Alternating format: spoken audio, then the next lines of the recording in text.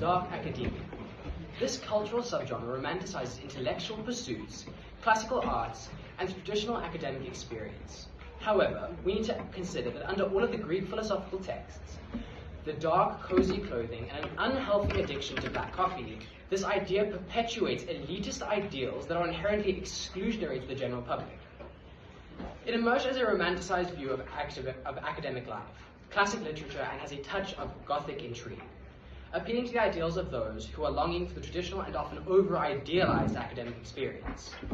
Furthermore, it has its roots in Donna Tartt's novel, The Secret History, which explores the darker side of academia and dissects how academic exclusion can impact people's mental states. The question we need to ask today is whether dark academia provides a good basis for education, or whether it provides a bad and inherently exclusionary world for people to live in. The aesthetic often puts large emphasis on institutions, favoring entities such as the Ivy League, Oxford and Cambridge universities, and begs us to learn for the love of learning, telling us that we need to have an untamed hunger for classical literature and a great knowledge of the arts. That being said, what are the positives of dark academia? The aesthetic emphasizes humanities, literature, and art, which are often neglected in our current society, especially in the rise of STEM. We tend to neglect the importance of the art we consume on a daily basis. But this learning is often superficial when we take it at its worst, with people often misunderstanding or simply ignoring the critiques on elitism shown through the aesthetic. When we look to The Secret History, we have to consider that it is a critique on elitism and isolation within education. We see that the Greek class through a romanticized lens through the perception of Richard Papin, the main character. However, Donna expects us to see through the cracks and understand that the Greek class are doing inherently immoral and unjust things due to their isolation and their warped perception. For example, killing their friend Bunny Corcoran simply because he knew about their ritualistic murder they did during a bacchanal. However, this criticism of the book is often ignored by the general public and romanticized in the aesthetics subgenre, making dark academia inherently disconnected from its roots. Furthermore, dark academia is inherently exclusionary. Dark academia's emphasis on prestige, elegance, and intellectual pursuits is unattainable for those who do not make up the rich elite. Not everyone can go to a prestigious university, or afford high-quality dark clothing, or pursue education for education's sake, because not everyone has the time or the money to do so.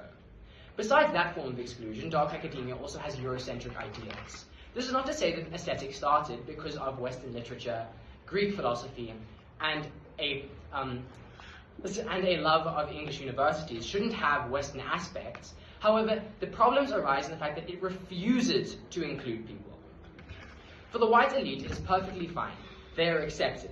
However, issues arise of an inherent race bias within the subculture, making people who do not fit the criteria of white and elite unable to participate specifically in the online spaces. This is because of the aesthetics' ignorance to the literature which they try to base themselves upon. Often with them speaking of philosophy and the flaws within our society, but in the same breath giving in to said flaws completely. This gives the aesthetic an air of ignorance that stops it from being taken at its best and most accessible.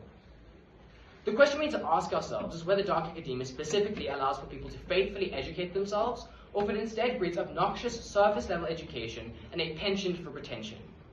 So, to display this with a quote by Donna Tartt, "Cubitum eamus." What? Nothing. Much like this quote, the aesthetic mocks those who cannot take part, while also confusing or exclusionary tactics to get their point across. In this quote, Francis asks Richard, "Cubitum eamus." The fact that the statement is in Latin proves its exclusionary nature. The phrase exists to challenge Richard, who Francis and the other people in the classics class know do not take or understand Latin. However, it is done in a way to further exclude him and challenge him as the new student, telling him how far behind he is and how he is unlikely to catch up to the rest of them. This being specifically important when we take notes of how the aesthetic tries to exclude people.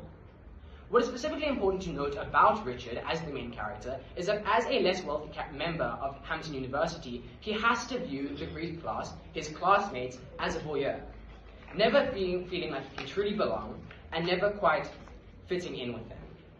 So next time you pick up a slim cigarette, shrug on a dark flowing overcoat, and go to performatively read The Secret History in your nearest elite institution, stop to think about what you are representing and who you are neglecting to include.